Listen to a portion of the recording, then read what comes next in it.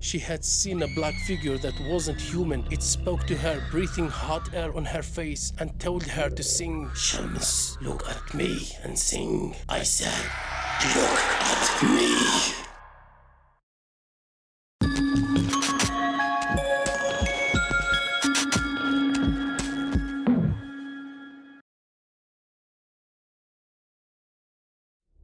In the 1990s, Nora was a well-known Kuwaiti singer with a unique voice. One day, she received a strange phone call from a woman pleading with her to sing at her daughter's wedding. The woman said her daughter adored Nora and wouldn't agree to marry unless Nora herself performed that night. At first, Nora refused. She was busy, and that day was her only time off. But the caller kept insisting, begging over and over. Touched by her desperation, Nora finally agreed and called her music group to make arrangements. Though it was last minute, her band supported her decision. That evening around 10 p.m., they went to the address provided. When they arrived, they were stunned. The house was huge, beautifully decorated, and full of people. Kids were playing outside. Guests filled the rooms, and the food and fruits were everywhere in great variety. It looked like a grand celebration. They could barely get through the crowd. Then a happy woman appeared and introduced herself as the bride's mother. She guided them to a private room to change and prepare for the performance. After a few minutes, another woman entered, very large, pale, and accompanied by a few young girls. But something was wrong. The girls didn't move their heads or blink. Their stares were fixed straight ahead, and when they shook hands, their skin felt rough, their hands large and unnaturally strong. The woman said she'd stay nearby in case they needed anything. The girls left, but their presence disturbed Nora's group. One of the band members, a girl named Shams, said she was terrified. The group began whispering to each other about how strange everything felt, the people, the place, the energy. But Nora calmed everyone down, saying it was all just nerves and imagination. She insisted they finish the performance and leave as soon as possible. They began to perform. The crowd was enormous, larger than anything Nora had seen. The food, the guests, the dancing, it was all extravagant, but something felt off. The groom was dressed in an old Ottoman-style clothes, and the bride wore a black dress covered in rare diamonds. The two stood perfectly still. They never moved or smiled. They looked like statues. After the first set, Nora took a break. She went upstairs looking for a quiet spot to rest. She found a dark, dusty second floor, a sharp contrast to the beauty below. There was only one room with an open door. It had nothing inside except an old bed. Exhausted, she fell down and fell asleep. That's when the nightmare began.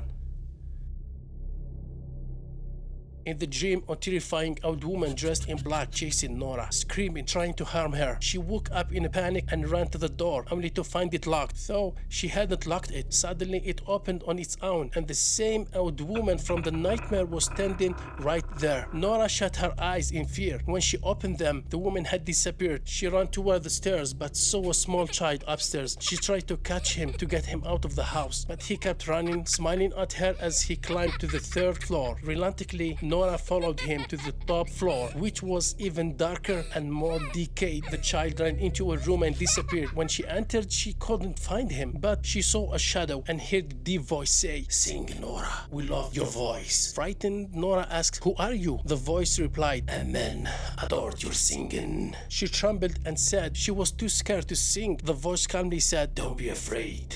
No one dies before their time." Nora ran away as fast as she could and somehow ended up back in the changing room where the girls had gathered around Shams. Shams was shaking uncontrollably, repeating strange phrases. Nora tried to calm her, but Shams said something terrifying. "We are not with humans. These people are not like us." She explained that while looking for Nora upstairs, she had seen a black figure that wasn't human. It spoke to her, breathing hot air on her face, and told her to sing. "Shams, look at me and sing. I said, look at me."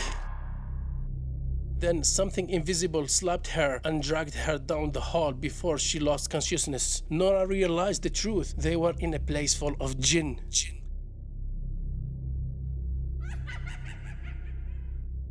Nora told the group, "We will finish this and leave safely." Shams pleaded to leave, but Nora insisted, "We don't know what we are dealing with. Better to go on until morning." They went back out and continued singing. The guests danced wildly, but then midnight struck.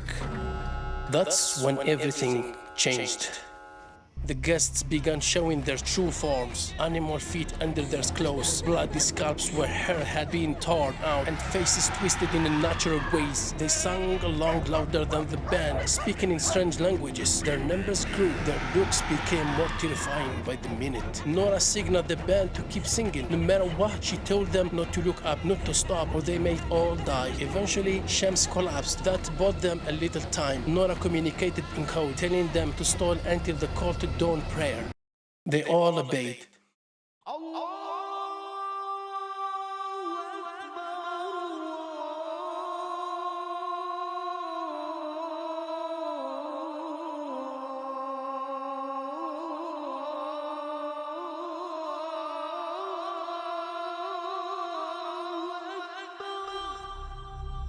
When the adhan finally rang out, everything stopped. The lights went out, silence. The crowd froze like statues. It was their chance. They dropped everything and ran as they reached the gate in the street outside. Shams screamed. She saw an old man standing in the darkness. They feared he was another jinn coming to finish the job.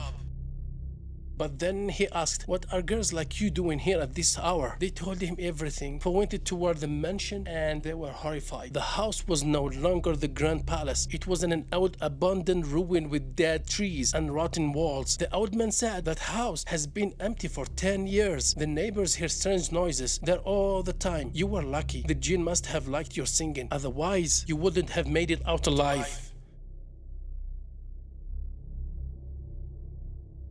Nora told this story to a journalist, warning him, even listening to stories like this can bring bad luck. She said that even now, she still dreams of the old woman in black chasing her. As for Shams, she died not longer after, haunted wherever she went. At her funeral, Nora saw something chilling. The same old woman who had invited her to the wedding was standing there, watching. None of the girls recovers from the experience. They were forever changed. And Nora, she quit music for good. She prays every day for protection from the hidden worlds she accidentally stepped into.